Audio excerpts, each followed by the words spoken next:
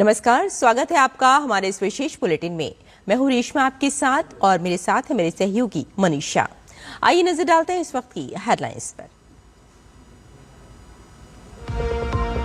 PNG और LPG connection को लेकर सरकार का अहम फैसला। उपभोक्ता एक साथ नहीं रख सकते हैं एलपीजी और पीएनजी कनेक्शन। दिल्ली में नई नीति लागू। रोजाना खपत का 20% कमर्शियल सिलेंडर उपलब्ध कराने का फैसला।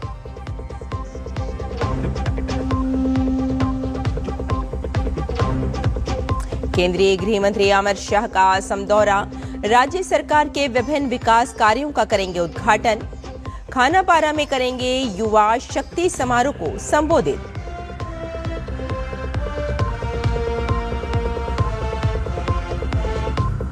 पश्चिम एशिया संकट के बीच भारतीयों की वापसी का सिलसिला जारी।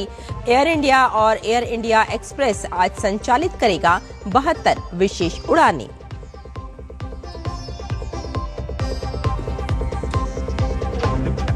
अमेरिकी राष्ट्रपति डोनाल्ड ट्रंप का स्ट्रेट ऑफ हॉर्मुज को सुरक्षित करने का दावा। कहा कई अन्य देश भेजेंगे अपने युद्धपोत। ईरानी विदेश मंत्री का दावा। कारगिल द्वीप पर हमले के लिए अमेरिका ने इस्तेमाल की यूएई की जमीन। यूएई ने किया दावा खारिज।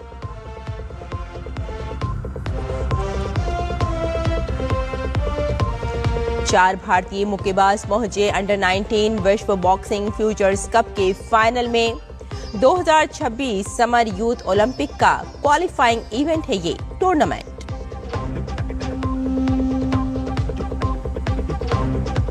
और मौसम ने बदली करवट। पश्चिमी विक्षोभ के प्रभाव से आज और कल पश्चिमी हिमालयी क्षेत्र और उत्तर भारत के कई इलाकों में बिजली, तेज हवा और ओलावृष्टि होने की संभावना।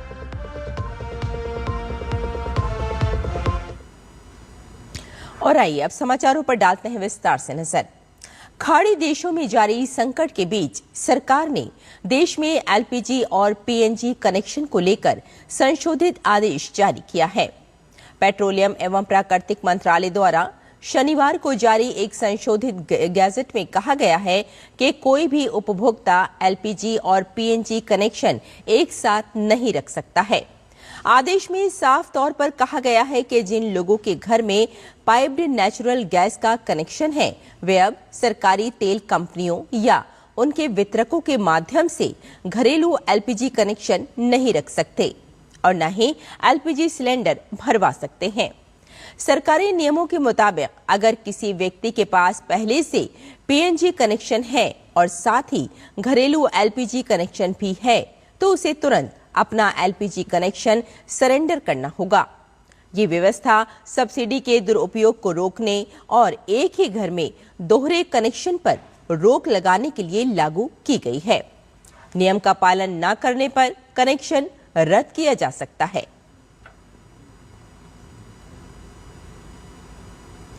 पश्चिम एशिया में जारी संघर्ष के बीच देश में एलपीजी सप्लाई को लेकर कई अफवाहें फैली हैं।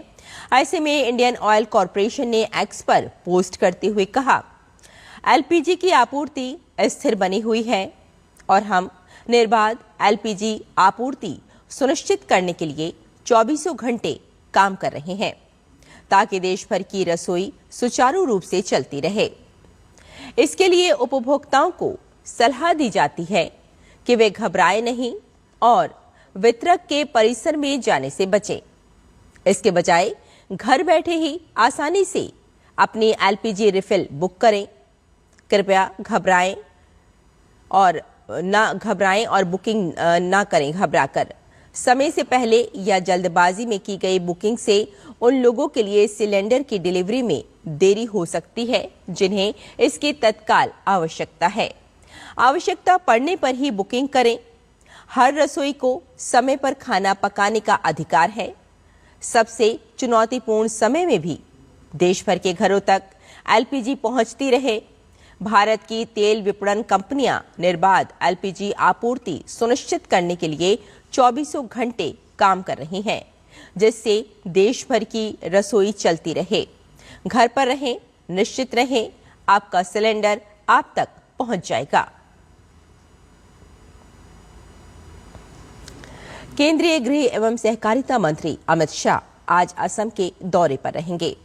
वे गुवाहाटी के प्रागज्योतिषपुर मेडिकल कॉलेज में असम सरकार के विभिन्न विकास कार्यों का लोकार्पण करेंगे।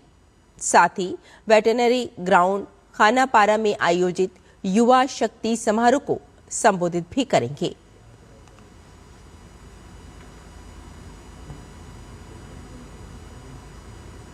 इधर एयर इंडिया और एयर इंडिया एक्सप्रेस आज पश्चिम एशिया क्षेत्र से आने जाने वाली कुल 72 निर्धारित और गैर निर्धारित उड़ानें संचालित करेगी। एयरलाइनों के अनुसार आज जद्दा और मस्कत से आने जाने वाली निर्धारित सेवाएं भी जारी रहेंगी, जिसमें भारत और जद्दा के बीच कुल 8 उड़ानें संचालित की जाएंगी। इनमें से एयर इंडिया दिल्ली और मुंबई से एक वापसी उड़ान संचालित करेगी, जबकि एयर इंडिया एक्सप्रेस बेंगलुरु और कोझिकोड से एक उड़ान संचालित करेगी।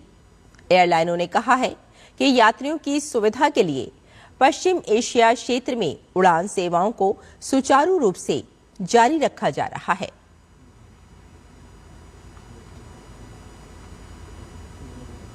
अमेरिकी राष्ट्रपति डोनाल्ड ट्रंप ने दावा किया है कि कई और देश होर्मुज जलडमरू मध्य को सुरक्षित रखने के लिए अपने युद्धपोत भेजेंगे, खासकर वो देश जो इस रणनीतिक जलमार्ग से तेल और गैस प्राप्त करते हैं।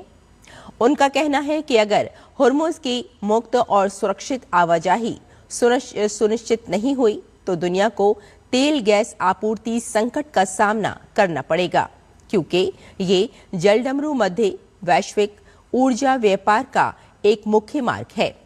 ट्रंप ने ट्रुथ सोशल पर एक पोस्ट में दावा किया कि अमेरिका ईरान की सैन्य क्षमता को 100% नष्ट कर चुका है, लेकिन चाहे वे कितने भी बुरी तरह पराजित क्यों न हो जाएं, उनके लिए 1-2 ड्रोन भेजना, बारूदी सुरंग गिराना या इस जलमार्ग में कहीं भी निकट दूरी की मिसाइल दागना आसान है। उन्होंने उम्मीद जताई कि चीन, फ्रांस, जापान, दक्षिण कोरिया, ब्रिटेन और अन्य देश इस क्षेत्र से जहाज भेजेंगे ताकि होर्मुज जलडमरू मध्य एक ऐसे राष्ट्र के लिए खतरा न रहे जिसे पूरी तरह से नष्ट कर दिया गया है। वहीं ईरान ने कहा है कि मध्य पूर्व में अमेरिका द्वारा खार्ग द्वीप पर किए गए हमले में उनका मुख्य तेल इंफ्रास्ट्रक्चर अधिक प्रभावित नहीं हुआ है। ईरान ने आरोप लगाया है कि संयुक्त अरब अमीरात यूएई में ऐसे ठिकाने हैं जहां से अमेरिकी मिसाइल हमले लॉन्च किए गए हैं। यूएई ने ईरान के उस आरोप को खारिज कर दिया है जिसमें कहा गया था कि खार्ग आइलैंड पर अमेरिकी मिसाइल हमले में यूएई की जमीन का इस्तेमाल किया गया था। और विश्व बॉक्सिंग फ्यूचर्स कप में 4 भारतीय मुक्केबाजों ने फाइनल में जगह बना ली है। गुंजन, जयश्री देवी, चंद्रिका पुजारी और अंबेकर मितेई ने फाइनल में प्रवेश कर लिया है। वहीं राधामणि लोंगजाम को सेमीफाइनल में हार का साथ कांस्य पदक से संतोष करना पड़ा। ये इवेंट डकार में होने वाले 2026 समर यूथ ओलंपिक का क्वालिफाइंग इवेंट है। और राजधानी दिल्ली में आज सुबह मौसम ने अचानक करवट ली है। तेज हवाओं के साथ बारिश शुरू हो गई है। मौसम विभाग के अनुसार पश्चिमी विक्षोभ आज और कल पश्चिमी हिमालयी क्षेत्र और इसके आसपास के मैदानी इलाकों को प्रभावित कर सकता है, जिसके कारण आंधी तूफान, बिजली कड़कने, तेज हवाओं के साथ ओलावृष्टि की संभावना है।